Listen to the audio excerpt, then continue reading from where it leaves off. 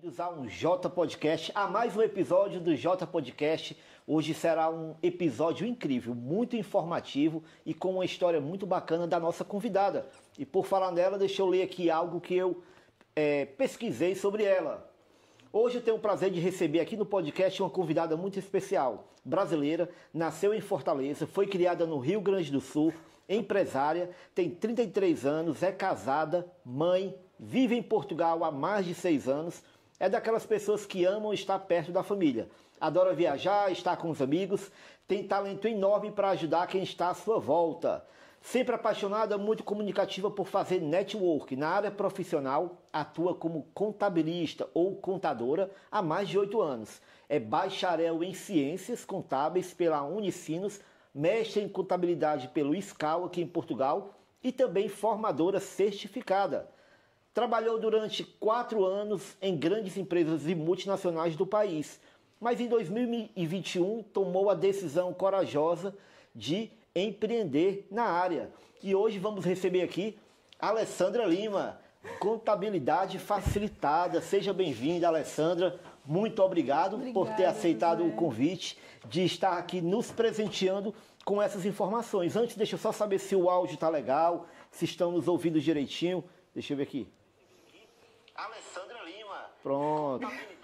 Legal. Só para conferir. E você fique à vontade para deixar a sua pergunta. Daqui a pouquinho a gente vai ler o chat e a Alessandra vai aí começar a nos responder. Mas vamos lá, Alessandra. Eu vi aqui no textinho aqui que a gente pesquisou, contadora há mais de 8 anos já. Sim, e sim. É uma paixão mesmo ou foi... Como foi que você conheceu essa área? Bom, boa noite a todos. Obrigada pelo convite. É um prazer estar aqui com vocês. Então, me formei em 2015. 2015, não, gente. 2015, exato. A minha festa que foi em 2016. A formatura foi em 2016, mas eu me formei em 2015. E desde pequena sempre gostei de números. Sempre gostei. A matéria que eu mais gostava na escola era matemática. Na minha família tinha já contadores. O meu padrinho era contador, meu tio era contador. Então já tinha aqui alguma referência na família e também por gostar mais de números do que qualquer outra disciplina na escola. Então decidi seguir por este caminho. Comecei a faculdade em 2009 e me formei em 2015. E isso em bacharel, não é? E em 2016 tivemos a formatura e o meu presente de formatura foi um tour pela Europa. Olha aí. E foi aí que eu conheci Portugal. Não tinha ainda vindo para cá. E nessa viagem eu me apaixonei pelo país, achei assim encantador, receptivo e decidi vir para estudar, né? Então, em 2017, no início de 2017, em março de 2017, eu vim para cá para fazer uma pós-graduação. No Brasil, até 2016, eu trabalhava numa multinacional também. E neste pensamento todo de, ok, o que eu vou fazer agora da minha vida? Já me formei.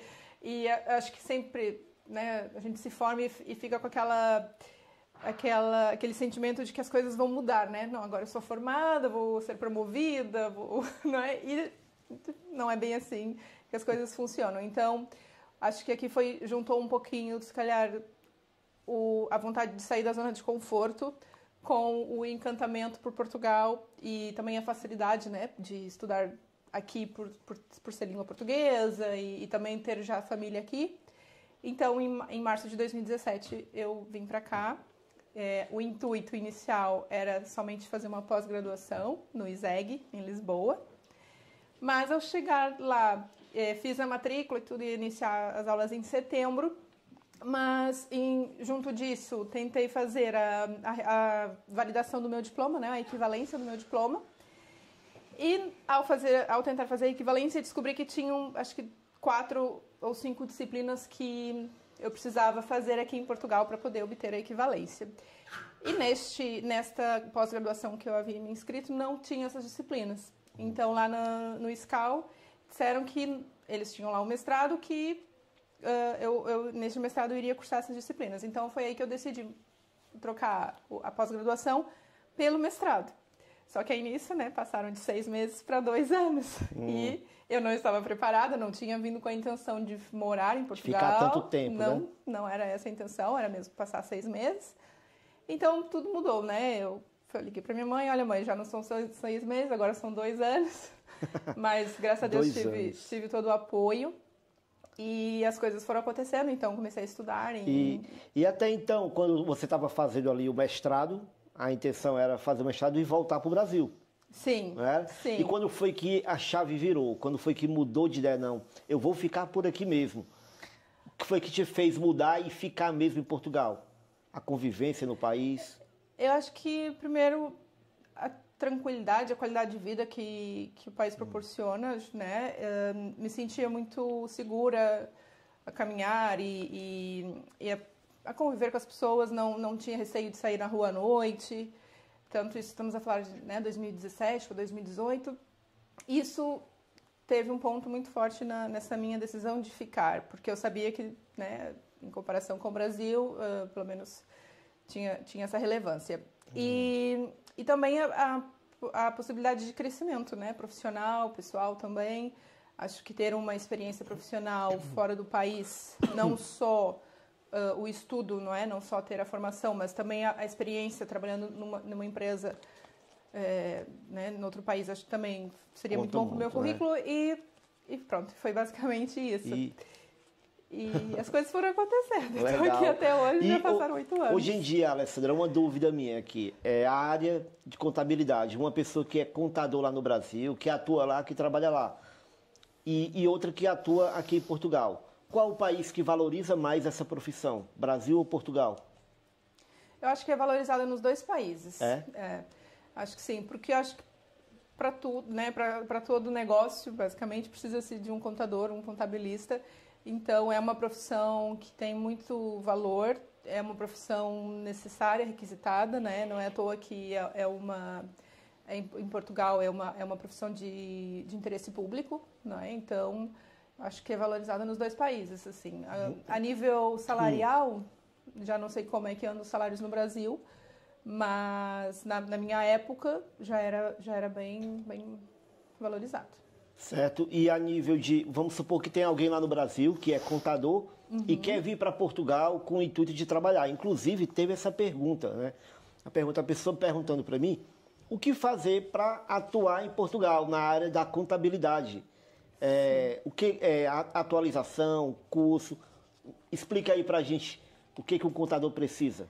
Bom, vou falar assim como é que foi o meu processo, não é? Eu primeiro me inscrevi no mestrado, primeiro fiz a validação do diploma, fiz o mestrado e ainda assim acho que foi difícil de conseguir assimilar tudo e trabalhar diretamente na área, porque embora a contabilidade seja, né, a essência é a mesma, mas claro, existe outra legislação, né, as legislações são diferentes, então eu acho que requer muito estudo, requer muita formação e muito estudo para atuar aqui em Portugal.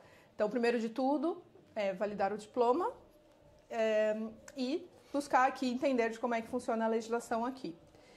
E buscar emprego na área, assim. Eu comecei como técnica de contabilidade, assistente, técnica, e depois já tive numa empresa como responsável financeira, e até que decidi abrir o meu próprio escritório, né? Mas tive que estudar muito, porque requer bastante estudo. Estudar muito. E teve algum choque cultural na forma de trabalhar, assim? Você atuou no Brasil, trabalhou no Brasil, e veio trabalhar em Portugal. Naquela convivência ali de trabalho, existiu alguma vez algum choque cultural, algo que era muito diferente e que você estranhou? Ou não, já estava adaptada? Já estava bem adaptada. Talvez, calhar assim, logo lá atrás, a forma do operacional mesmo, assim, de ainda não ser tão automatizado, digamos assim. Mas, pelo menos mais recente, já não sentia nenhuma diferença. Certo. E nós estamos agora em um momento em Portugal, período de IRS, né? Que o IRS é como se fosse o imposto de renda. Sim. Lá no Brasil, né? Sim. Então, fala aí para aquela pessoa que está assistindo agora, que ela não sabe o que é o IRS. Então, explique aí daquela forma bem didática que você me explicou, que eu entendi tudo direitinho. O que é o IRS para quem vai vir morar em Portugal ou para quem já está em Portugal? Tá. O IRS é o Imposto sobre os Rendimentos de Pessoas Singulares, que é igual ao nosso IRPF, né? Imposto de Rendimento de Pessoa Física. Então, é onde nós declaramos os rendimentos que foram obtidos no ano. Então, seja ele de rendimento salarial, rendimento de aluguéis, né? Se a pessoa arrenda um imóvel, rendimentos de ações, investimentos, rendimentos de trabalho independente, né? Se a pessoa é autônoma e tem atividade aberta. Então, há diferentes categorias de rendimentos e esses rendimentos é que são declarados no IRS. E agora já estamos aí quase a fim do prazo, né? Termina dia 30 de junho. Tá pertinho, né? Sim. Vamos lá. Tem uma diferença, né? No Brasil, não é todo mundo que faz uma declaração de imposto de renda.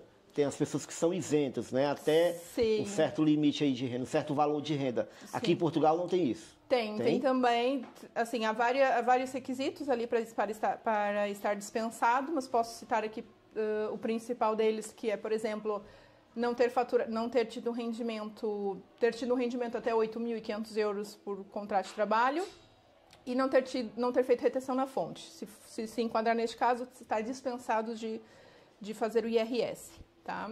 Posso dar esse exemplo. Mas, num caso, por exemplo, de uma pessoa que faturou menos de 8.500, mas fez retenção na fonte, já tem que fazer a declaração. Então, por via das dúvidas, eu sempre sugiro que entregue. Porque, embora esteja dispensado, o IRS é sempre um documento muito solicitado aqui em Portugal, nos bancos, na escola, para fins de financiamento, empréstimos, enfim. Acho que é um documento essencial que a pessoa tem que fazer. Para tudo. E é tão tudo. Simples, né? Fazer uma declaração, é só você falar com a contadora. Achei que você ia dizer que é muito fácil fazer, que não é. Cada caso é um caso. A contadora.pt, né? Isso. Mas eu estou falando simples no sentido de ter acesso. Você pode solicitar um profissional para fazer, não é caro e muito melhor do que correr o risco de levar uma multa, levar uma coima aí. Sim, exatamente. Tem diferença de multa e coima? Tem diferença, né? Sim. Mas a gente pode falar a mesma coisa. Multa e coima dá para entender no mesmo. É assim, para nossos conterrâneos entenderem, né? Porque se eu disser aqui para uma pessoa que ainda está no Brasil que ela vai receber uma coima, se calhar ela não vai entender o que é. Sim. Então, o equivalente a uma multa. Pronto. Então, se não entregar o IRS dentro do prazo, ou se não fizer o IRS quando estaria obrigado a fazer, então pode receber uma coima que é igual a uma multa. Certo, legal. Aí, agora vamos lá. A mesma pergunta que eu fiz no vídeo, que a gente respondeu naquele vídeo, tem um vídeo que a gente fez no canal de José em Portugal, foi bastante esclarecedor, mas mesmo assim muita gente ainda ficou com dúvida. É a questão de quando declarar. Eu preciso declarar? Eu cheguei agora, como é que eu faço? Se eu não declarar? Então vamos lá. A pessoa, vamos supor que eu cheguei hoje em Portugal, nós estamos em junho, né? Junho. Cheguei hoje em junho. E o prazo para entregar a declaração encerra agora, dia 30. E aí, eu preciso declarar? Não, neste caso não, porque estamos a falar dos rendimentos obtidos em 2024. Né? Em 2025 declara-se o ano anterior.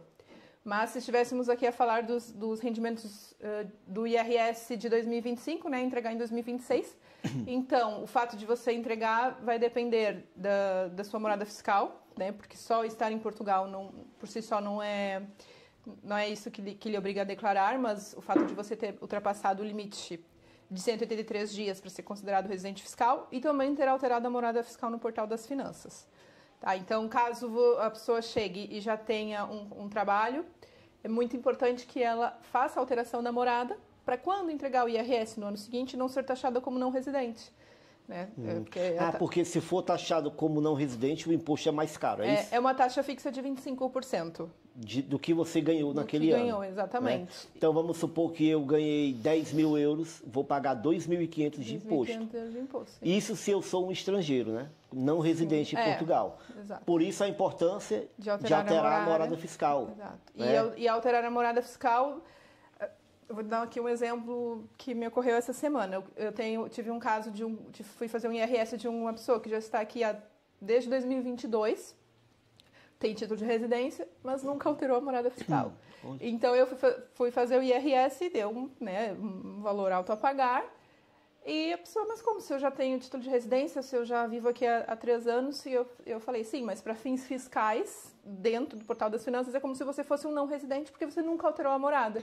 Então, o fato de ter o título de residência não altera a morada automaticamente.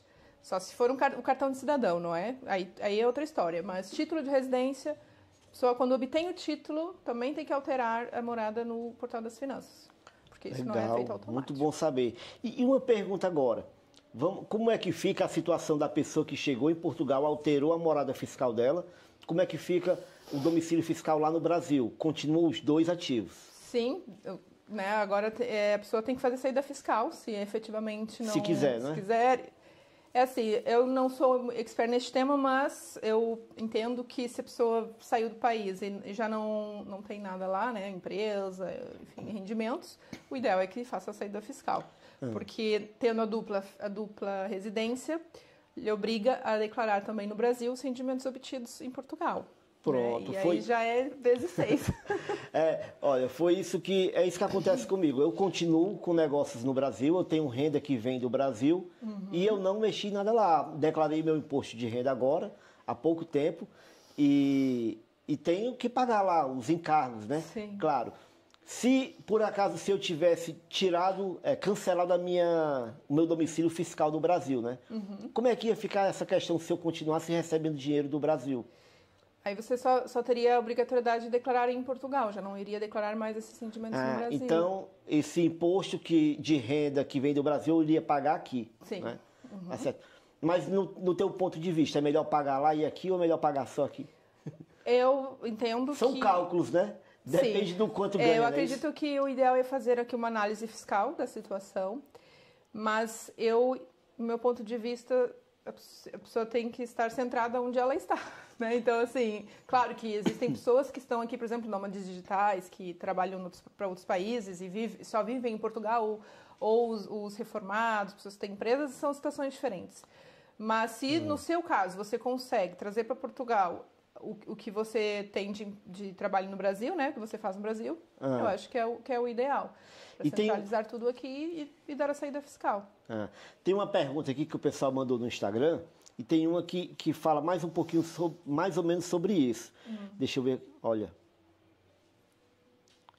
Espera ainda.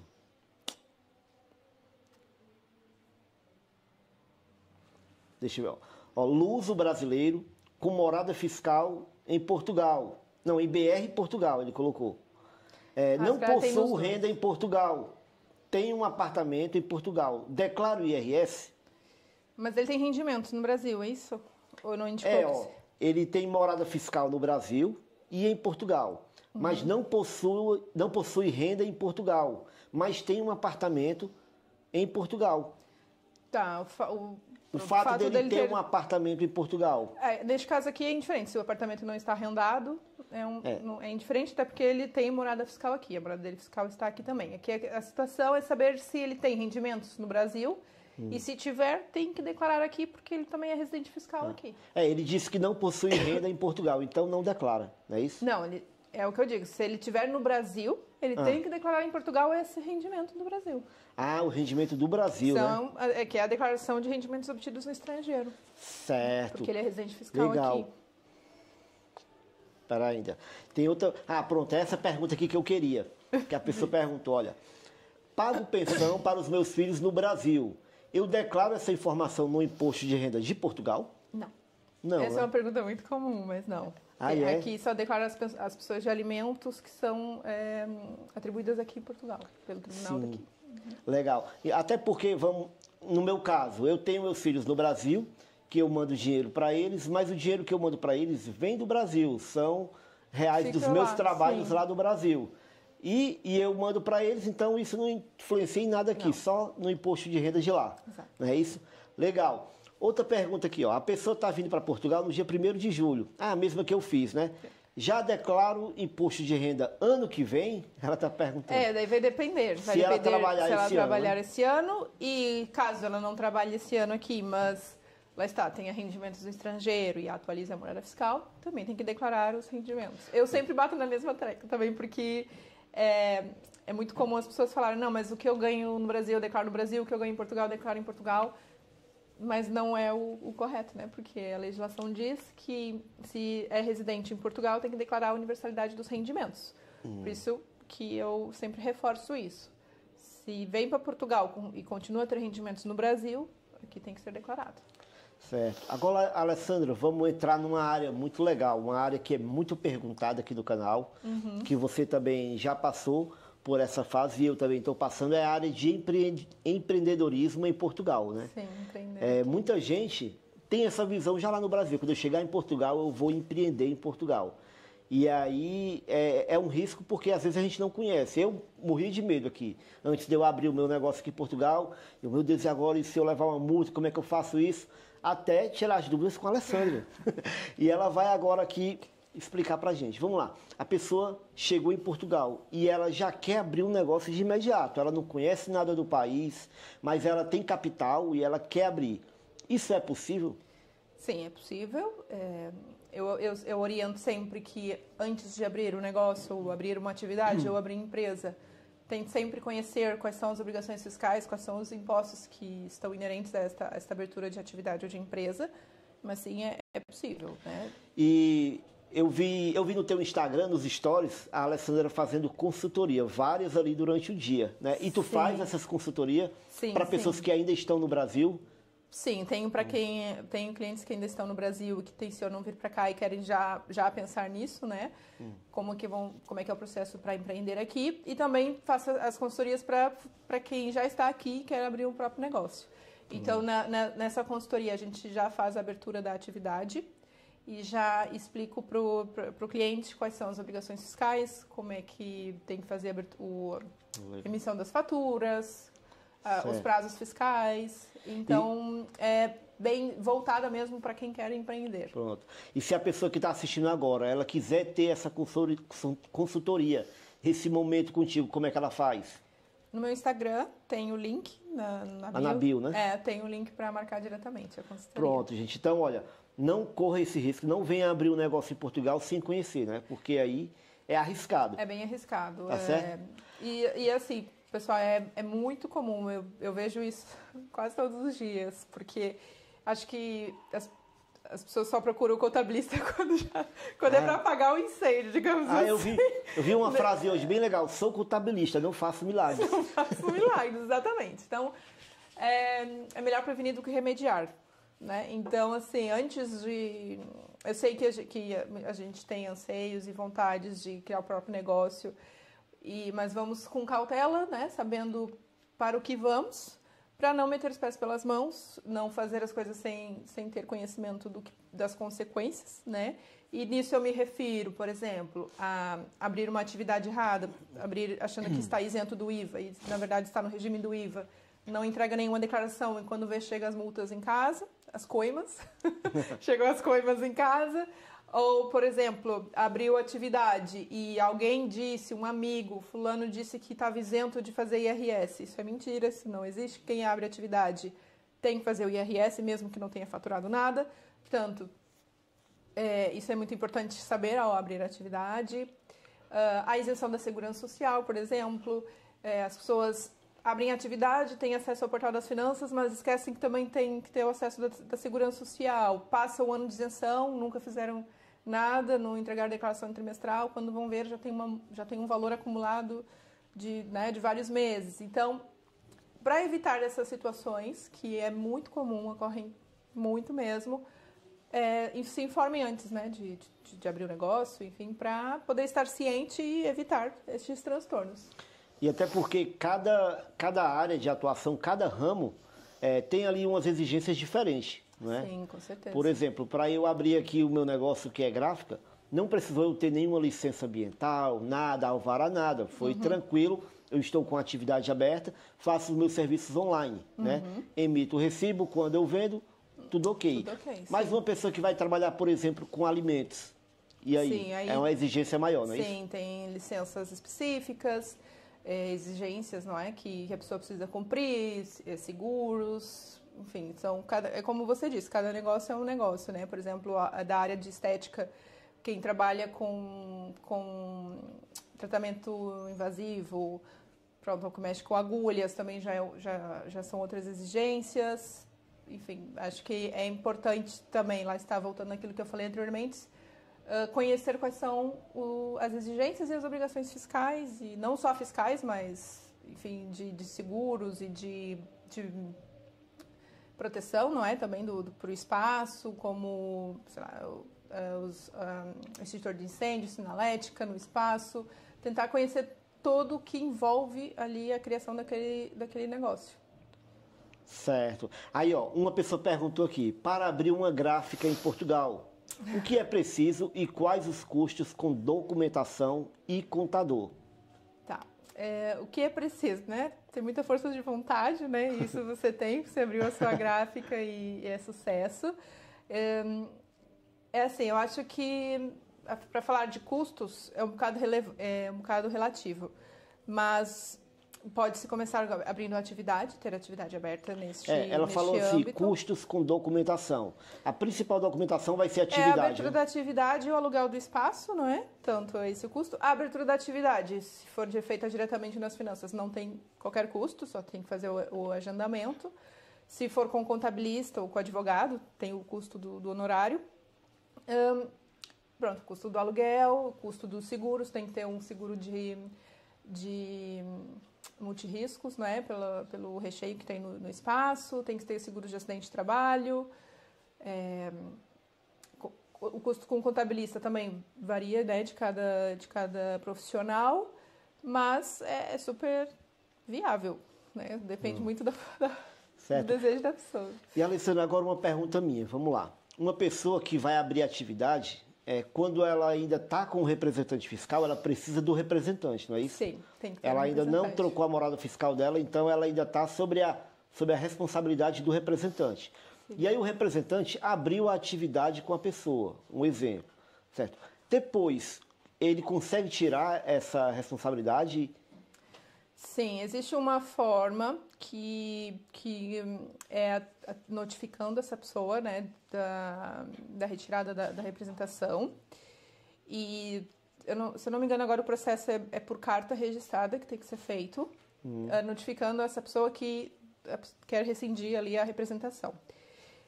E com esse envio dessa carta e com o aviso de recessão, isso é uma prova para as finanças de que você tentou comunicar essa pessoa que não quer mais ser representante dela. Sim. E aí depois as finanças é que resolve. Mas eu já tratei de um assunto desse e foi assim o processo. Por isso é possível. Legal. Olha, gente, o Instagram da Alessandra é acontadora.pt. Eu faço questão de mencionar porque o Instagram dela é rico em informação, muito bom mesmo.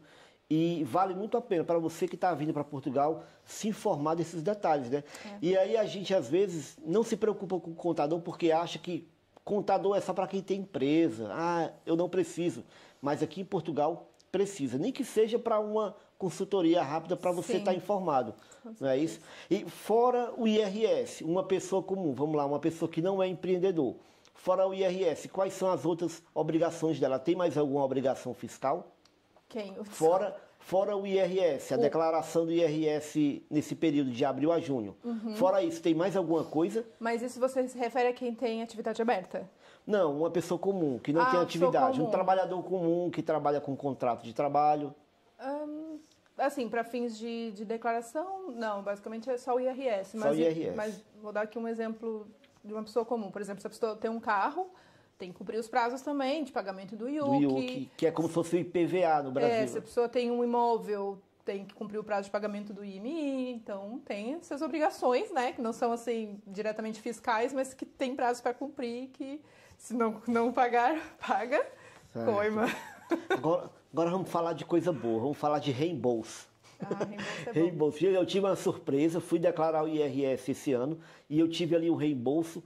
O valor tá lá no vídeo, quem não assistiu o vídeo vai lá assistir o vídeo. Mas vamos lá, foi a primeira vez que eu tive o reembolso e eu confesso para você, Alessandra, que eu ainda não entendi como é que você tem reembolso ou como é que você paga a conta. E eu sei que assim como eu, tem muita gente que está assistindo que não entende. Então, por exemplo, eu estava falando com uma irmã e a irmã disse que, qual é o valor, hein? Que ela disse? 5 mil? Não, 500. Ela viu lá, tinha 500 e tanto lá, e ela achava que ia receber todo esse valor. E quando foi na hora, não recebeu nada, né? Sim. E aí eu não entendo por quê. Por que que eu recebi, por que que ela não recebeu. Primeiro, esse valor de 500 euros que ela deve ter visto, talvez seja as deduções do e-fatura, as deduções provisórias em IRS. Ah, quando a gente faz a validação da fatura, aparece lá um valor, né? Ixi, o meu apareceu muito mesmo, mas eu não me animei. Então, isso é muito comum. Nossa, é muito comum as pessoas acharem que vão receber aquele valor. Mas não, aquele valor o próprio nome já diz, é dedução provisória em IRS. Então, é para deduzir o seu IRS a pagar ou para aumentar o seu reembolso no limite do valor do que foi retido na fonte durante o ano, né? É o que eu costumo dizer. Ninguém... Deixa eu só fazer um comentário aqui. É porque tem a validação das faturas, que a gente não falou. No início de ano, acho que até fevereiro, não é isso? Até dia 25, 26 de fevereiro, depende. Pronto, até nessa data a gente tem que entrar no e-faturas e validar as faturas. O que é isso? Sempre que eu compro uma coisa em Portugal, eu coloco o meu NIF, é como se fosse CPF na nota. E aquelas faturas vão se acumulando ali. Você pode validar a qualquer momento do ano, né? Sim, sim. Só que a gente deixa para a última hora, aí quando chega em fevereiro, tá lá um monte de fatura para validar. Né? É importante tentar fazer pelo menos uma vez por mês ou a cada 2 meses para não acumular, né? E se não fizer isso, Alessandra, se não validar as faturas, o que é que acontece? O sistema, por norma, classifica automaticamente como despesas gerais e familiares. Entra para dentro daquela categoria chamada outros, onde o limite de dedução ali só são 250 euros. Então, é pouco, né? Poderia ter aqui uma otimização, né? Mas pronto, se esquecer, corre esse risco. Olha, e eu estava com muito medo, porque eu fiz uma coisa ano passado e eu fiz sem saber, gente. Não tinha perguntado ainda a Alexandra. Quando a gente foi montar esse espaço aqui, a gente gastou com maquinário, com impressoras, com tudo. Foi mais ou menos 10 mil euros de despesas que eu coloquei tudo no NIF. Fui colocando, comprando e colocando, comprando e colocando. E esse dinheiro vinha do Brasil, né? Não era rendimentos aqui de Portugal. E aí muita gente me falava, você é louco, você vai pagar muita multa, não sei o quê, não sei o quê. E eu fiquei preocupado, mas deu tudo certo. Quando a Alessandra foi declarar, estava lá tudo certo. E aí, tem algum problema de fazer isso? Você receber dinheiro do Brasil na hora de comprar alguma coisa aqui? Colocar o NIF? Não, porque assim, todo mundo pode ter dinheiro no Brasil, poupanças e dinheiro guardado e gastar onde bem entender. Então, não é por isso que você vai ser questionado pelas finanças, né? Você tendo como, se por acaso for questionado, tendo como comprovar a origem do dinheiro, né? Porque também acho que para as finanças pode parecer estranho. Imagina você gastar 10 mil e declarar 1.000, vamos supor. Então, assim, de onde que vem o dinheiro que você gastou, por exemplo? Mas não sei até que ponto isso é observado, se as finanças efetivamente fazem essa análise, não sei, nunca vi nenhum caso assim. Mas, se a gente pensar aqui pela lógica, parece que a pessoa está a sonegar o que ganha, não é? Então, não faz muito sentido. Mas não eu acho que se for uma coisa rotineira, como acontecendo sempre, vai acender um alerta, né? Mas talvez, uma vez na vida, não é todo dia que a gente gasta 10 mil euros. Sim, mas não é algo assim que eu acho que você tivesse que se preocupar, porque o seu dinheiro veio do Brasil, está tudo declarado lá, portanto, está tudo ok. Certo. E, Alessandra, uma pergunta. Recibo verde, vamos lá. Quando a pessoa abre atividade, a gente fala muito em abrir atividade, é correto eu dizer que é como se fosse o MEI no Brasil? Sim, é correto. Sim. Eu vejo muito essa comparação e às vezes eu fico com medo de estar errando. Então, é a mesma coisa, é como se fosse o MEI, né? É, como se fosse o MEI, só que a diferença lá no MEI do Brasil é atribuído um CNPJ. Né? É um número de identificação diferente do nosso CPF. Aqui em Portugal, o nosso CNPJ, digamos assim, é o nosso próprio NIF. Então, não é atribuído um NIF diferente, como se fosse um NIF de empresa, percebe? Certo. Então, pronto, agora alguém que abre uma empresa é atribuído um NIPC. Um NIF começa com 500 e alguma coisa. Então, é diferente nesse sentido. Mas, na essência, é ser autônomo. Uma outra coisa que eu percebo é que o MEI do Brasil, ele tem um valor fixo ali por mês, onde você paga aquele talão, aquele boleto. Sim, todo mês não muda, né? Aquilo ali sempre. Só vai mudar se você ultrapassar o faturamento, não é? Isso. Certo. Já aqui em Portugal, não. Né? O valor que você vai pagar por mês, ele vai variar. Sim, não é aqui isso? temos as taxas, não é? Portanto, por exemplo, a retenção na fonte é 23%, o IVA também é 23% e a segurança social é 14,98% para quem presta serviço, 5,4% para quem vende produto. Portanto, vai variar, sim, consoante o rendimento. As taxas são fixas, mas o rendimento Então, agora, sendo variável vai alterar. É aí que eu queria chegar, voltando na questão lá de receber o reembolso. Vamos lá. Por que que algumas pessoas recebem reembolso alto, baixo e outras não recebem? Quem não recebe é porque não fez retenção na fonte. Aí como é que faz a retenção na fonte, essa bendita retenção? Eu gostei dela, da retenção na fonte. Ano que vem eu... Então, a retenção na fonte, para quem trabalha por contrato, ela está relacionada com o rendimento bruto, né? Então, existe o escalão, de acordo com o escalão que você fica no seu rendimento, também dependendo do agregado familiar, se é casado, se é 2 titulares, se tem um dependente, 2, 3 dependentes, então isso tudo varia para ser aplicada a taxa de retenção na fonte. Mas aqui, o que eu quero dizer aqui se a pessoa faz retenção na fonte, então esse valor já é descontado do salário dela e fica lá retido pelo Estado. Quando a pessoa entrega o IRS, ao englobar, né, todos os rendimentos e aplicar a taxa geral do escalão, essa pessoa pode ter a receber um reembolso do valor total ou de parte deste valor, ou se o que ela reteve durante o ano não foi suficiente perante todo o rendimento que ela teve, então ela ainda vai ter que pagar imposto. E isso está acontecendo esse ano. Por quê? Porque em setembro e outubro o governo reduziu as taxas de retenção na fonte. Acho que até teve assim, muitas pessoas que na altura ficaram muito felizes. Olha, fiquei com salário maior esse mês e agora estão tendo que pagar IRS, porque descontaram ele dá com a menos. mão e tira com a outra, né? Então, assim, o que tem de pessoas a questionar, mas por que eu estou a pagar IRS agora se ano passado eu recebi? Foi porque, ano passado, no caso referente a 2023, né? Foi porque em 2024 teve 2 meses que você não reteve, ou reteve muito menos. Olha aí. Então, legal. Olha, tem uma pergunta aqui muito boa da Nayara, que até a gente já falou um pouquinho, mas eu vou falar aqui, repetir. Ela está dizendo, Alessandra, trabalhei na área contábil no Brasil. Imagino que a legislação em Portugal seja bem diferente. E aí? Sim. Um comentário que ela fez, não é uma pergunta, mas é um comentário. Mas, sim, concorda? A parte fiscal, sim. A parte mais da contabilidade em si, débito, crédito, ativo, passivo, isso é igual. Claro que aqui tem outras nomenclaturas, não é? Mas a essência é a mesma. Mas a parte fiscal, com certeza, é bem diferente. Eu acho mais simples e fácil do que no Brasil. Legal. E deixa eu dar boa tarde aqui às pessoas. Tem a Graça está dizendo, não esqueçam o like e nem a água, viu? Tem água que quiser beber. Eu bebi água, vou beber Bebe água. Obrigada, Valdinei Graça, Borges, por lembrar. Valdinei está dando boa noite. Renata e Elisa, boa noite. José e Alessandra. Boa noite. E deixa eu ver aqui. E aí, só vamos lá. Uma pergunta que eu queria fazer, Alessandra, eu vou deixar ela beber água. Enquanto isso, você deixa o like, se inscreve no canal. Vamos lá. Uma pergunta a pessoa que chegou em Portugal e abriu atividade e ela vai trabalhar com recibo verde, ela consegue fazer esses trâmites, emitir o recibo pelo celular? Consegue, sim. Temos a plataforma ATGO, da Autoridade Tributária, que facilita bastante esse processo, porque ela é como se fosse ela é um aplicativo, né, como se fosse um programa de faturação, onde dá para emitir ali a fatura, ver o status de faturação, né, do período. Portanto, sim, dá para fazer pelo telefone. Certo. E quando ela abre atividade, muita gente tem errado nessa parte, né? E que é um perigo. A pessoa tem ali 1 ano de isenção. E muitas pessoas, às vezes, esquecem que tem atividade aberta, não estão trabalhando com atividade, ou, às vezes, eu acredito que tu já tenha visto, nem sabem que tem que fazer um recibo. Acha que só porque abriu atividade, pronto, está ali ganhando dinheiro e às vezes porque às vezes quando você ganha um salário, por exemplo, de um restaurante, o dono vai exigir o recibo e você vai ter que fazer, né? Sim. Certo. Mas às vezes é algo que você vendeu, alguma coisa que você trabalha e vende e você esquece ou acha que não é necessário fazer o recibo. Isso é um problema?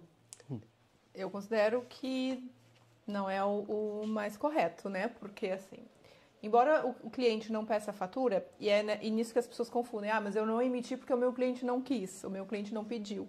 Tudo bem se o seu cliente não pediu, mas se você recebeu, teve um rendimento, é sua obrigação declarar esse rendimento. Então, pode ser emitida uma fatura para consumidor final, que é igual às aquisições que nós fazemos e não pedimos fatura também. A gente sai, por exemplo, se a gente vai no mercado E a atendente pergunta se a gente quer fatura contribuinte. A gente diz que não, a gente sai de lá com a fatura, não sai? Só que naquela fatura está escrito consumidor final. É a mesma coisa no recibo verde.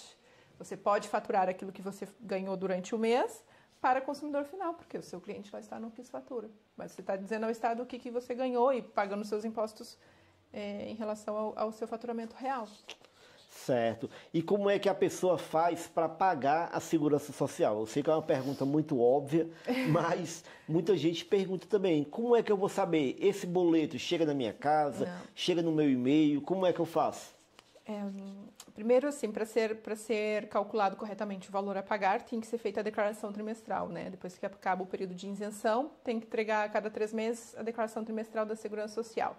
Depois, a Segurança Social gera uma cobrança e a pessoa recebe uma notificação no e-mail dizendo que tem uma mensagem por abrir e nessa mensagem, fica na barra de mensagens do portal da Segurança Social direta, diz que foi gerada essa cobrança e tem que ser a pessoa entrar lá, clicar e baixar o PDF ou copiar a entidade de referência para fazer o pagamento. Também existe a opção de pôr em débito direto, que eu acho que é mais fácil para a pessoa não esquecer, não é? O pagamento tem que ser feito sempre até o dia 20 de cada mês, mas passou dessa data já começa a incidir juros, portanto é melhor, na minha opinião, colocar em débito direto. Legal, débito direto. Agora, ultimamente, tem muitas pessoas fazendo atividade, abrindo atividade para poder tirar o NIS, né?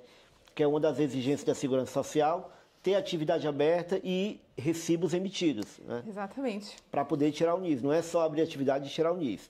Mas o assunto não é esse, não é sobre o NIS. Ela abriu atividade, está ali emitindo recibos. Mas daqui a um tempo, vamos supor, passou ali um ano, a pessoa vai trabalhar com um contrato de trabalho. E aí, aquela atividade que ela abriu há um tempo atrás, o que vai acontecer? Vai continuar aberta? Ela tem que fechar? Como é que fica? Assim, se ela não tenciona mais utilizar para nada, eu aconselharia fechar, porque... Se não for utilizar. Assim, não vai, dependendo do... Pronto, já tendo em vista que ela não vai faturar nada pela atividade, então também não vai gerar segurança social pelo recibo verde, né? E mesmo que tivesse a faturar pela atividade tendo um contrato, teria que ultrapassar um limite ali de faturação pelo recibo verde para poder também pagar segurança social pelo recibo verde. Mas, tirando isso de consideração, eu fecharia a atividade. Certo. E se por acaso ela fecha a atividade e depois ela quer abrir de novo, pode? É possível, sim. Mas não vai ter mais isenção, não? Não. Acho que não, aí era bom, né? Era assistir. É assim, eu já vi aqui alguns casos, foram pouquíssimos casos em que a pessoa abriu a atividade, passou 3 meses, fechou, e ao reabrir ainda tinha aquele período de isenção. Mas também já vi muitos outros casos em que não teve mais isenção. Que não tem. Por isso eu prefiro dizer que não tem do que dizer que tem depois se acontecer depois a pessoa não ter, né? E aí, quando passa esse período de isenção, gente, que é 1 ano que a Segurança Social dá, você vai pagar ali uma taxa mensal, mesmo que não gere recibo, né? Sim, aí a taxa mínima, quando não tem rendimentos, é 20 euros por mês. 20 euros. Paga. Certo. Então, a pessoa está com a atividade aberta e não emitiu o recibo, vai pagar 20 euros por mês. Isso, mas isso não desobriga dela a ter que fazer também a declaração trimestral. Tem que fazer a declaração. Mesmo não tendo rendimentos, faz a declaração trimestral e na mesma paga os 20 euros. Vamos lá, a minha declaração trimestral é agora em julho, né? Já fui orientado pela Alessandra. E se eu não fizer a declaração trimestral, o que acontece? Pode entregar fora do prazo, né? Na própria legislação, enfim, no informativo, no site da Segurança Social, diz que pode incidir coimas por não entregar, e essas coimas variam de 50 a 250 euros. Portanto, melhor não correr o risco. Com certeza, muito melhor. E quando a pessoa faz essa declaração tudo certinho, paga ali os seus impostos todo mês direitinho, isso conta positivamente em algum órgão no banco, por exemplo? Com certeza. Se está tudo certinho, tudo legal. Pronto, a Segurança Social conta para a nossa aposentadoria, não é? É equivalente ao nosso INSS do Brasil, conta também para apoios e subsídios que venhamos a necessitar, como licença maternidade, baixa médica. Portanto, é importante sempre estar em dia com a Segurança Social e pagar, né? Contribuir com a Segurança Social. E para você contribuir bem com a Segurança Social, você tem que declarar os seus rendimentos. Então, voltando àquela situação, porque o meu cliente não pede fatura, eu não declaro. Mas aí, ao você não declarar, você está se auto-penalizando, porque você está aqui como é que eu posso falar? Não está contribuindo né, equivalente para você depois lá na frente se aposentar, você deixa de contribuir, deixa de emitir as faturas. Se um dia você precisa fazer um financiamento, ao apresentar o seu IRS vai estar com um valor baixíssimo, também não vai ter relevância para o banco. Então, aqui há diversos fatores que, né, não declarar pode ser prejudicial. Sim. Alessandra, é possível a gente fazer aqui, traçar um paralelo, uma simulação de quanto eu pagaria por mês? Por exemplo, vamos supor que eu tenho uma atividade aberta e eu ganho ali 1.000 euros por mês, certo? E já passou o meu período de isenção, acabou. Agora eu tenho que pagar o imposto todo mês. Se eu ganho 1.000 euros por mês, quanto que eu teria que pagar? De segurança social, 149,80, né? Que é 149,80? Isso equivale a quantos por cento? 15%? 14%? 14,98. Certo. Daria 149,98, pronto. 15%. Isso, 15%. Arredondando. Para ficar mais fácil, 15%. Pronto, 150 euros de segurança social, arredondando. Esse valor, ele pode ser ainda reduzido em até 25%. A segurança social dá essa possibilidade aos contribuintes, né? O desconto. Mas todo mundo tem direito a esse desconto? Sim. Ali no portal, sim. Tanto pode ser reduzido como aumentado. Então, também. Vamos lá, 1.000 euros vai descontar 150. Menos 25% seria ali 37,50 a menos. Sim. Então, seria 112,50. Exatamente. Se eu tiver bom de conta, eu não sei. Estou na mas frente da contadora, mesmo. não posso errar. Mas eu de contas de cabeça sou péssima. Então, mais ou menos 120 ou 120 euros, vamos colocar aqui o desconto mensal para quem ganha 1.000 euros, né? Então, 112, né? Isso, gente, não está caro, né? É muito melhor pagar o imposto e estar certinho do que correr o risco aí de levar uma multa. Exato, e de também precisar e não ter o apoio, né? Eu já vi vários casos de clientes que engravidaram e precisaram, né, do abono pré-natal, da licença maternidade e ficaram aqui em desvantagem porque não tinham contribuído. Isso que a Segurança Social já está dizendo o nome, né? É uma segurança social.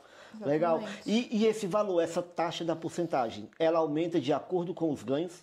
Sim. Então vamos aumentar. Qual é o próximo nível aí? Se eu ganhar, quanto que eu vou pagar mais? Eu posso lhe dizer que o valor máximo que se paga de segurança social, se eu não me engano, são 1.307 euros. Ou seja... O valor máximo? Imagina, quem ganha 7.000 euros por mês, no máximo vai pagar 1.300 e qualquer coisa. Ou é 1.340 ou 1.307, não tenho aqui de cabeça. Mas existe esse limite, não paga mais do que isso. Sim. E se eu ganho esse mesmo valor com o contrato de trabalho, eu vou pagar semelhante, é igual? Os descontos lá na empresa, que vai vir descontado do meu salário? No desconto da empresa é segurança social 11%. 11%.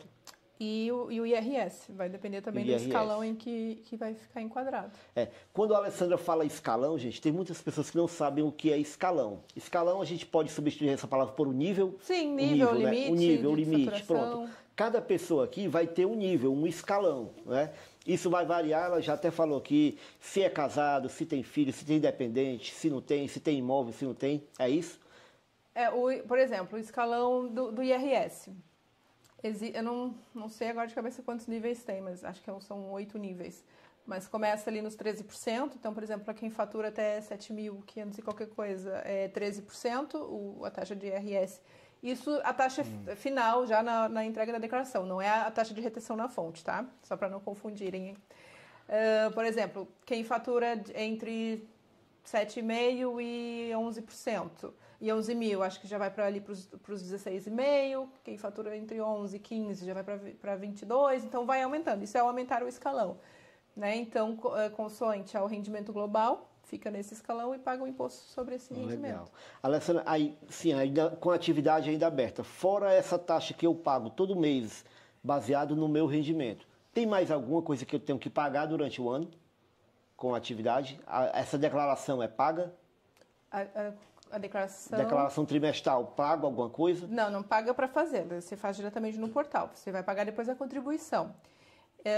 Ainda relacionado à atividade, existe a retenção na fonte, que vai depender do limite de faturação. Se a pessoa já atingiu o limite, que é 15.000 euros, então já passa a fazer retenção na fonte, que é 23%. Isso só pode ser feita para clientes que são empresa. Então, se você fatura, por exemplo, se você já atingiu o limite, fatura para mim, que sou pessoa física, para mim você não vai fazer retenção na fonte.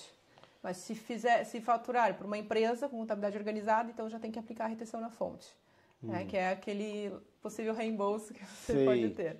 E também temos o IVA, que é o imposto, né, sobre o valor acrescentado, que é o imposto sobre o seu serviço, e quem paga esse IVA é o seu cliente. Portanto, ele não é um imposto seu, mas é importante conhecê-lo porque tem obrigações fiscais, né, para cumprir, e se passar então para esse regime tem que fazer as declarações. Certo, mas quando eu estou com a atividade aberta eu não tenho que me preocupar com o IVA, né?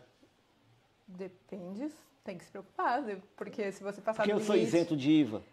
Sim, no momento pode ser isento, mas se você passar do limite, então já deixa de ser sim. isento. O limite que a Alessandra está falando é um limite de faturação anual, não é isso? Sim. De faturamento. Então, eu posso faturar até 15 mil euros no mês, é isso? Para estar dentro ou no ano. Mas essas regras elas vão mudar agora a partir do dia 1 de julho. Mudar. Cada ano vai aumentando esse limite ou vai diminuindo? Vai aumentando. A norma tem aumentado em 500 euros a cada ano.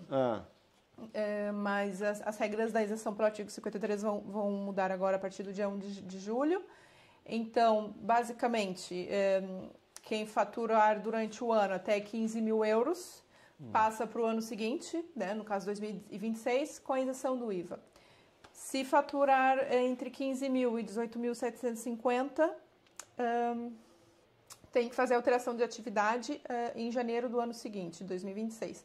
Mas se passar dos 18.750 ainda esse ano, então já tem que fazer imediatamente a alteração da atividade para o regime do IVA. Então, por exemplo, uma pessoa que chegar em julho faturou 19 mil euros. Se fosse pelas regras anteriores, só teria que alterar a atividade no ano que vem, em janeiro do ano que vem. Agora já é imediato. Agora já tem que alterar em julho mesmo. Então isso vai gerar aqui muita conversa, porque tem muita gente que não vai estar por dentro aí dessas alterações. Então é um tema que eu vou trazer também para o meu Instagram. Legal, então fica atento. Para alertar, né, os trabalhadores independentes que agora as finanças aí já estão mais... Então vamos lá, eu tenho até 15 mil euros para faturar durante o ano. Vamos supor que eu ultrapasse agora, vou ultrapassar agora em agosto esse valor de 15 mil euros. Aqui, em questão de encargos, eu vou pagar mais impostos a partir de agora? Vai estar sujeito a fazer a retenção na fonte, não é? Aplicar a retenção na fonte, na emissão do recibo. Ou seja, imagina, se faturar 1.000 euros, só vai ficar com 770, porque 230 o seu cliente vai reter para entregar as finanças. Sim. Então, passando para o regime do IVA, vai cobrar esse IVA do cliente, tem que repassar esse IVA ao Estado através da declaração periódica do IVA. E pronto, só muda nessas duas taxas. Em relação à segurança social, mantém-se igual. Legal. Olha, a Leide Negrão está falando aqui, sou fã do trabalho da Alessandra. Parabéns por esse podcast. Ficará gravado. Beijos, Leide Negrão. Tá dando? Sim, vai ficar gravado, com certeza. Esse aqui vai ser um episódio que eu mesmo vou assistir várias vezes para poder... É uma consultoria aqui, né? Uma consultoria gratuita que você está tendo aqui no J Podcast com a Alessandra Lima. Então vamos lá, tem mais umas perguntinhas aqui, umas perguntinhas em tom engraçado aqui, que é só para a gente ver se isso é possível aqui em Portugal. Ó, posso abrir empresa com o NIF do primo da minha cunhada? NIF de terceiros. Não. Posso emitir nota com atividade de terceiro? Não, também. Por exemplo, porque lá no Brasil, a pessoa não tem MEI, não tem empresa, não tem nada, mas ela vai vender o produto, ela quer uma nota fiscal, ela pode pedir para alguém fazer uma nota fiscal, não é isso? Não fazem isso lá no Brasil? Isso aqui é possível? Sim, possível não é o correto. Não é correto. Não é porque eu acho... Para isso, se for um serviço esporádico, para isso existe o ato isolado. Então, a própria pessoa pode emitir uma fatura no Portal das Finanças para um serviço que ela prestou sem ter atividade aberta, que aí então, é o chamado ato isolado. Então, isso é como se fosse uma nota fiscal avulsa no Brasil. Aí, pronto, era isso que eu queria saber. Então, mesmo... É porque acontece o que acontece. A pessoa, às vezes, ela consegue um part-time num restaurante, um exemplo. E aí, ela trabalha ali 1 semana, 2 semanas, ela não sabe de nada, ela chegou agora. Quando vai receber o dinheiro, o dono diz assim, só pago se você emitir o recibo. E a pessoa, às vezes, não sabe nem o que é o recibo, não sabe o que é uma atividade, e tem que correr atrás para abrir, e aí eu quero receber meu dinheiro, como é que eu faço? Então, é possível fazer isso. Sim. Uma nota, um recibo verde, é o recibo verde que chama? Sim. Avulso. Na verdade, é um ato isolado. Ato isolado. Isso. Então, se você está nessa situação, trabalhou, o patrão não quer te pagar porque você não tem recibo, vai nas finanças e emite esse ato isolado, é isso? Finanças, sim. Boa, legal, Alessandra. Só essa pergunta aí já ganhou a live. Vamos lá. Ó, dá para emitir recibo verde e continuar recebendo o apoio do IFP? O apoio do IFP é um órgão, explicando para o pessoal, né? Que às vezes você faz ali algum curso e recebe lá uma remuneração, né? Pelo IFP. E dá para emitir recibo verde e continuar recebendo o IFP? Olha, eu não vou entrar muito em detalhes nesse tema, também não é da minha... Tá certo, tudo bem. Assim, mas eu sei que sim, dá pra ter aqui, dependendo do valor, acho que se for meio que em part-time, assim, tem um limite. Eu acredito que sim, dá para continuar tendo subsídio. Acho que a pessoa está se referindo ao subsídio de desemprego, talvez, né? Pode ser IFP, também. Acho que ela deve estar se referindo ao subsídio de desemprego. Eu acredito que dá para manter ainda o subsídio de desemprego ou o IRSI tendo aqui um complemento como o recibo verde. Mas, assim, busquem a informação pelo IFP, porque eu não sou especialista nesse tema. Certo, agora, essa aqui, é verdade que existe brasileiro sendo multado por não atualizar a morada fiscal? Tu já falou um caso aí, né, hoje? É assim, na legislação diz que tem 60 dias para alterar a morada. Eu não sei se a pessoa está a falar de alterar a morada, dessa multa que a pessoa está a falar, se é de alterar a morada de Portugal para outra morada em Portugal, ou se é de residente para de não residente para residente. Porque se ela estivesse referindo à multa dos 25%, na verdade não é uma multa, é um imposto. É um imposto mais alto. É o IRS sobre de não residente. Mas se for referente a alterar a morada, por exemplo, mudei de Famalicão para Braga, na legislação diz que essa alteração tem que ser feita em 60 dias e que pode estar sujeito à coima. Já vi ser aplicada a coima, mas na maioria dos casos não se aplica, portanto é relativo também. Já vi acontecer as duas situações. Legal. Agora um bate-volta, rapidinho aqui. Um erro que muito brasileiro comete ao empreender ou trabalhar em Portugal? Abrir a mal atividade e ficar no regime do IVA sem saber. Ah, tem isso. Então a pessoa pensa que está fazendo uma coisa e está fazendo outra. Sim. E isso gera um imposto maior. Sim. Cuidado, quando for abrir atividade, tem gente que vai abrir atividade, pesquisa ali na internet, como vai abrir e abre sozinho e acha que às vezes está fazendo certo. Daí pode estar entrando numa cilada, né? Boa. Agora, um conselho de ouro para quem está começando agora em Portugal, que está chegando, que quer trabalhar. Primeiro, venha com planejamento, né? E segundo, busque informações fiscais sobre o negócio, sobre como iniciar o negócio, como abrir a atividade, o que tem que ser feito para não correr esse risco, né, de ser taxado e multado, né, sem necessidade, digamos assim. Legal. Alessandra, e quais as consequências para uma pessoa que não paga os impostos? Por exemplo, se eu não tivesse ido lá com a Alessandra, eu não teria identificado um probleminha lá que ia começar a gerar os valores lá, os impostos, eu não ia saber, só ia saber depois. Vamos supor que eu não pagasse.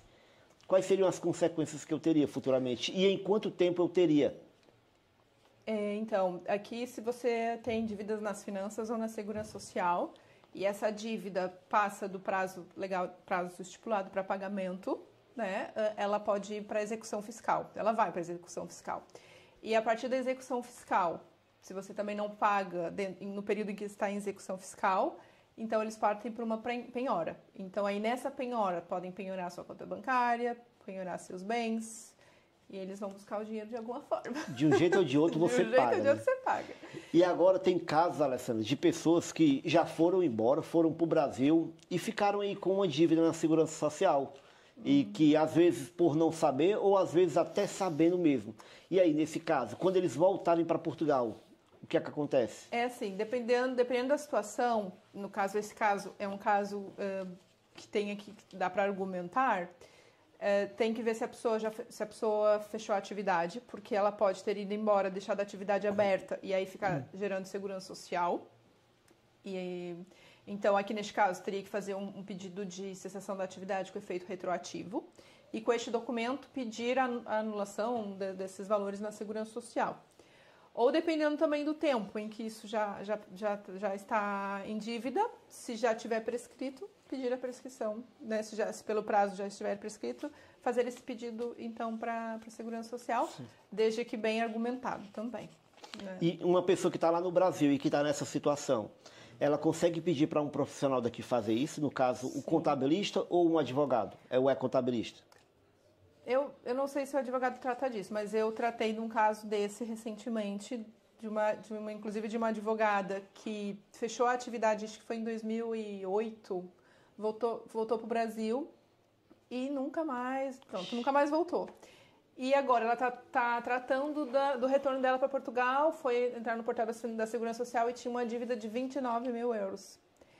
Então ela me encontrou no Instagram, inclusive, e ela mandou mensagem. Alessandra, consegue me ajudar? Então eu fui analisar todo o caso dela. E aí o que eu percebi? Que, ok, muito bem, ela fechou a atividade, mas não houve aqui uma comunicação entre finanças e segurança social. E na altura, eu não sei como é que funcionava, em 2008, né, os sistemas, não sei se ela tinha que ir presencialmente, não sei como é que era, né? Enfim, a gente teve que abrir um processo e comprovar de que ela já tinha fechado a atividade nessa altura, e com isso eles analisaram e fizeram a anulação, né, do valor todo. Legal. Os 29 mil euros. Ixi, aí ela para ter te dado pelo menos a metade disso. Mas eu fui bem recompensada.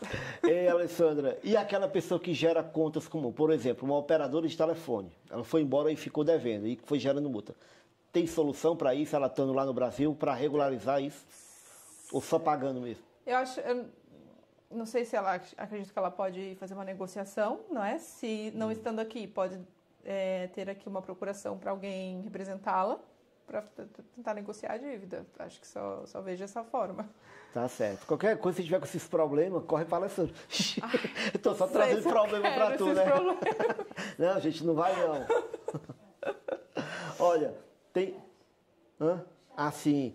Tem mais umas perguntas aqui, olha. A Bruna Maria está dizendo: olá, Alessandra.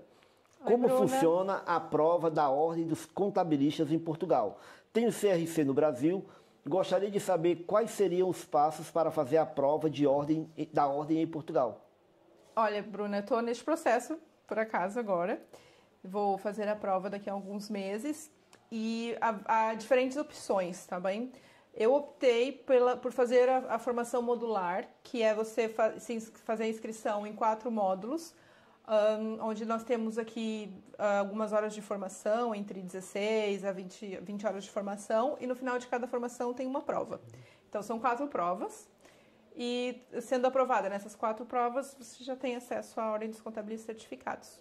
Mas esta foi a opção que eu escolhi, tá? Tem que estudar o que é melhor para você.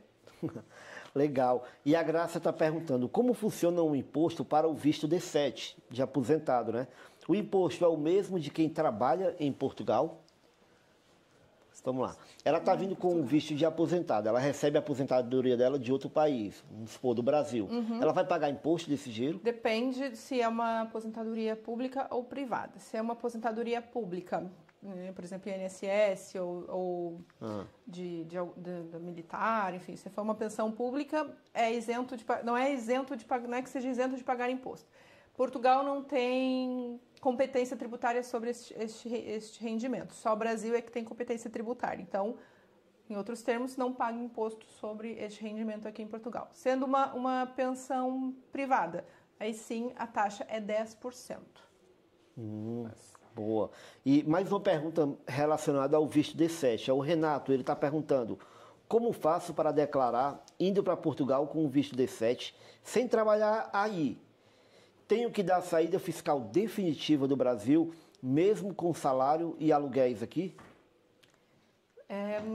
Eu não vou também entrar muito no tema da saída fiscal, porque eu não sou especialista na área. Mas com relação a declarar os rendimentos, sim, vai ter que declarar aqui a pensão e os aluguéis, inclusive, a partir do momento que se tornar residente fiscal aqui em Portugal. Certo. Legal. Alessandra, chegamos ao fim das nossas perguntas. Eu quero agradecer muito a sabatina aqui da Alessandra, mas a gente tem uma lembrancinha aqui do J Podcast para a Alessandra, né? Que a Elisa vai trazer aqui. Vem, Elisa. Uma lembrancinha aqui em forma de agradecimento por essa consultoria aqui. Tem uma pergunta que a Elisa ia perguntar, né, Luísa? Vem cá, Elisa. ela, ó, para que a gente estava conversando, né? Dos rendimentos dela, né? Quando ela tem que pagar imposto da tua mesada, né? Pergunta ela. Não. Imposto da mesada, não tem não, né? Que pagar não. Não. Tem não, viu? Tá livre. É uma doação. Ai, que linda, obrigada. Pronto, uma caneca especial da JP Gráfica. Que linda, amei. Vou botar lá na minha mesa do escritório. Legal. Ai, amei, obrigada. Sou contabilista, não faço milagres, mas quase isso. É verdade. Quase isso, né? Então, para a gente terminar, Alessandra, a gente pode deixar aí um conselho, um comentário para os nossos inscritos que estão nos acompanhando? Sim. Uma dica? Bom, para aqueles que querem vir para cá trabalhar na área da contabilidade, né? Então, preparar toda a documentação, tá? Principalmente para fazer a validação do diploma. Na minha altura, eles pediram todas as disciplinas que eu fiz detalhadas, não podia ser só a grade curricular, tinha que ser cada disciplina com toda a matéria que era dada e cada documento desse apostilado. Tanto isso em 2017, pode ser que já tenha mudado, sim, mas primordial é saber qual é a documentação necessária para fazer a validação do diploma, tá? Para quem quer trabalhar e ser contador aqui. E para quem quer vir empreender, sempre buscar se informar antes de abrir a atividade ou abrir empresa.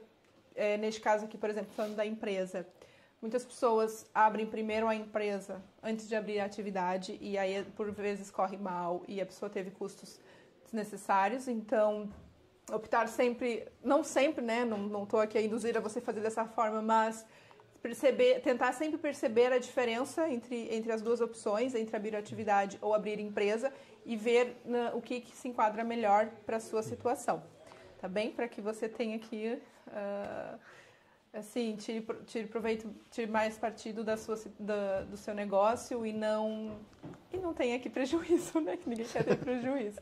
Com certeza. Uma última pergunta sobre a área vaga para emprego nessa área. A demanda é alta aqui? Sim. Sim, eu considero que sim, que tem muita vaga para a área da contabilidade, principalmente para técnico de contabilidade, assistente, contabilistas certificados também, tem muita vaga. Legal. Então é isso. Muito obrigado, Alessandra. Acho que aqui tem alguém fazendo uma pergunta. Oi? Tem mais uma pergunta? Cadê? Pronto, a pergunta. Quem quer fazer um curso, que já mora em Portugal e quer se aprimorar nessa área? Tem cursos, tem cursos de contabilidade, cursos assim modulares mesmo só para técnicos de contabilidade ou a própria formação da licenciatura. Eu acredito que, primeiro tem que fazer a validação pelo menos do ensino médio aqui, né, do ensino secundário, e acredito que tem que ter documentação. Não tenho a certeza, se bem que eu acho que não, porque quando eu me inscrevi no mestrado eu ainda não tinha o título de residência, por isso acho que não deve ser um empecilho. Mas ter o ensino secundário validado, sim. E quanto tempo demoraria mais ou menos para a pessoa se formar e estar apta a trabalhar aqui? Olha, eu acho que eu já vi alguns, acho que é 1 ano e meio, são por aí. 1 ano e meio, mas também tem alguns de 9 meses, depende muito da escola. Legal. Então pronto. Muito obrigado. Mais uma dúvida respondida. Agradeço a você que ficou até aqui. Deixa a sua dúvida aí nos comentários que a gente vai respondendo ao longo do tempo, não é isso? Eu vou perturbando a Alessandra. E em breve a gente vai voltar com mais conteúdos como esse, não é isso, Alessandra? Com certeza. Obrigada por Segue todo lá mundo a contadora. Que participou, por todas as perguntas. Qualquer dúvida, então, continuem perguntando. Podem colocar também no meu direct no Instagram. Fico à disposição para ajudar vocês. Tchau, obrigado.